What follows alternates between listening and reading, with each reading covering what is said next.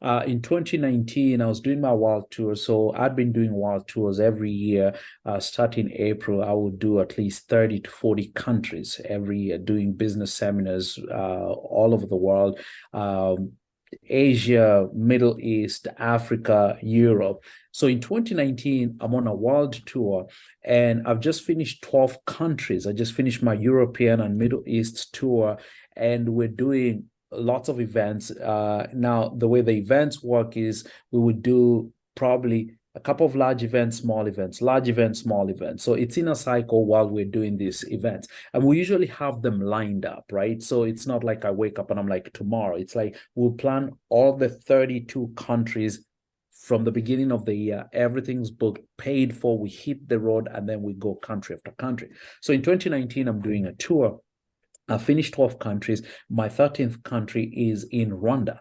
And so I land in Rwanda the night before, usual schedule, get the team together. Hey, what are we doing? I'm traveling with some of my staff members, but Rwanda happened to be a large event. So this was my second time there, and we were actually expecting somewhere around 10,000 people.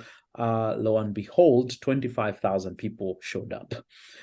So now, on the day of the event, long story short, is I'm waiting to go on stage. I have my MC who's just introduced me. The room is packed. We're going to end up doing 2 sessions because the venue cannot accommodate 25,000. It can accommodate at least 15, but not 25. And this has happened to me before, so I know the drill. We get the couple of guys, we put some speakers out there. We're like, guys, we're going to do a second session starting at 3 o'clock. Just go grab some snacks, hang around the compound or whatever we need to do. And I'm about to go on stage and the room door on the holding room burst open, and here's about 20 men with guns. And they say that we want to talk to you.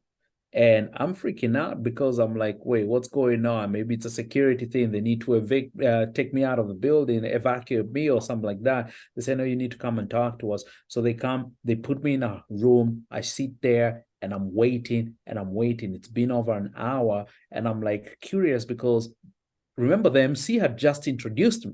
Yeah. So now nobody knows what's going on. Everybody's like, wait, what's going on?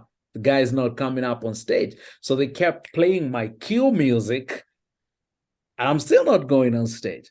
So I'm on this room and I wait, and there's a guy guarding me with an AK-47. And then they tell me, all right, now come, you're ready. You can go and speak to these guys and explain what you're doing here.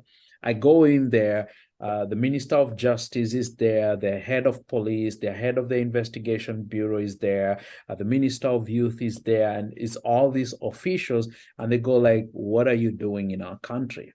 I say, well, I'm doing a business seminar. They say, well, there's a lot of people gathered and we're a little bit concerned about that. I say, well, the hotel was aware about that. We didn't know that, it was going to be 25,000 people showing up. And they say, well, are you a politician? I say, no, I'm not.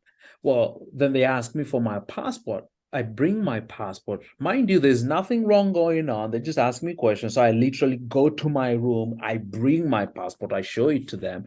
And they go like, are you a politician? I say, no, I'm not a politician. They say, well, you need to tell us the truth. I said, I am not a politician.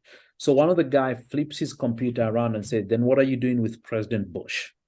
So I had a photo in my social media and I had President Bush on there. I said, well, I was at an event. We spoke on the same stage, and that's why I have a photo with him. They say, how about the president of Guyana? What are you doing with him? How about the president of Sierra Leone? Literally, they've taken their time. They've done a research. Now they're just showing me all these photos. And I said, okay, look, I see where this is going. I'm over there smiling. I'm like, I am not a politician, but I've trained for government entities. I've been privileged to be around some of these people. And that's why. Now, I had one photo. Now, talk about branding. I had one photo with the president of Burundi. Now, I got to know the president of Burundi through a mutual friend, and then I went there so many times because of his non-profit work. So anytime he's launching a new project, I would go there. And there was one he was doing for farmers. There's one he was doing for community. They were building houses and hospital. So there's so many photos, and I'm with him, next to him on all these photos. And when they opened that photo up, I did not know that Burundi was the enemies to Rwanda. They believe that the genocide happened because of the people in Burundi, and Burundi happens, their genocide happened because of the people in Rwanda. So they've always been enemies since time. When they saw that photo, the room erupted. You're the one that's creating political instability in our country. So is he the one that sent you? How much money is he giving you? Blah, blah, blah. I'm like, no, no, no, no, no, no, no, no. He has not sent me. So nobody wants to believe me, and they believe that he has sent me. So they tell me that you're under arrest. They put me in there, and then they go and interrogate me for 12 hours. Same question. What do you do for him? How much is he paying you? How many times have you been seeing him? And at the end of the day, I'm still like, nothing. No, I'm not a politician. And then I disappeared. So they took me into a safe house. So nobody knew where I was at. And so that went on for a couple of days. But now, remember what I said at the beginning of the story. We used to line the countries up. So from there, I was supposed to go to Kenya, and then I was supposed to go to India. So thousands of people show up in Kenya for the event. I'm not there. Thousands show up in India. I'm not there. So a tweet started that I'm dead. So people started tweeting. Then it somehow got to the Kenyan embassy in Rwanda. I'm originally from Kenya. Then they tipped the US embassy that this guy is a dual citizen. Last known destination was Rwanda, and nobody knows where he's at. Wow. So that's how I surfaced after all that stuff. Now, to end the story, and I'm not going to go into so much detail, they tortured me. They did everything they can. They put water on me, put me in trenches, asking me information about what I was doing with this person. When the US embassy intervened, they said, oh, here's what we're going to do.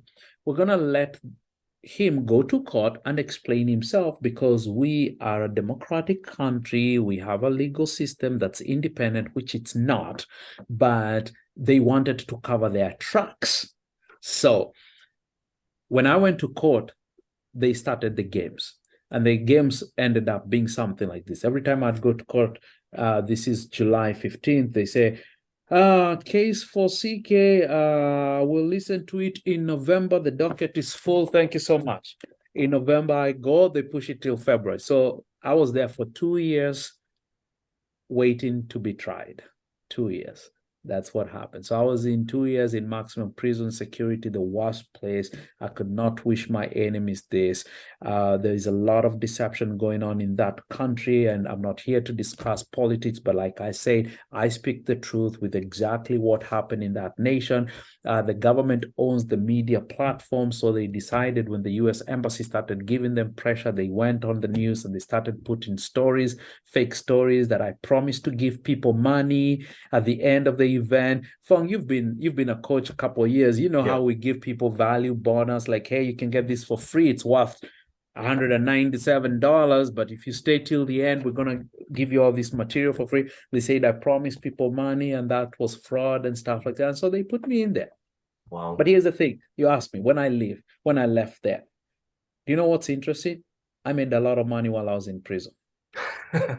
Yes. And if you're listening to this and you're an entrepreneur, and let me tell you, you have to, and I say this before, you need to learn to become resourceful.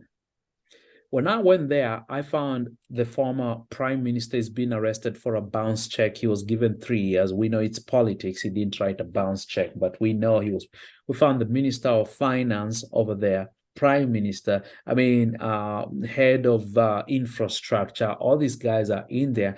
So I started a mastermind. I started adding value. I did a fast free event with few guys. Literally, I would meet them in their cells so I was put on isolation for about 3 months, and then they brought me out. So when I left the isolation, I formed a group of people, and we would meet. I gave them value. And then after I gave them value, I started explaining to them about asset protection and all these things. And they had in contact with their families. And so they started talking to their families, hey, you need to send some money somewhere, because I told them where they can send the money, because this guy is doing this and this and this for me. And so I did that and I helped those guys. And we are friends till today because I helped them so much, made so much money while I was in there. Is unbelievable. Of course, those guys had the money to pay for it. But what I mean is that I didn't allow that to stop me from being who I am. Yeah. I know. That part completely shook me. I'm like, you had masterminds in the prison. Yes, I did so many of them. Yeah. Wow. At some point, my brother tells me, because he used to get the phone calls from these guys' families, he said, CK, are you doing drugs in prison?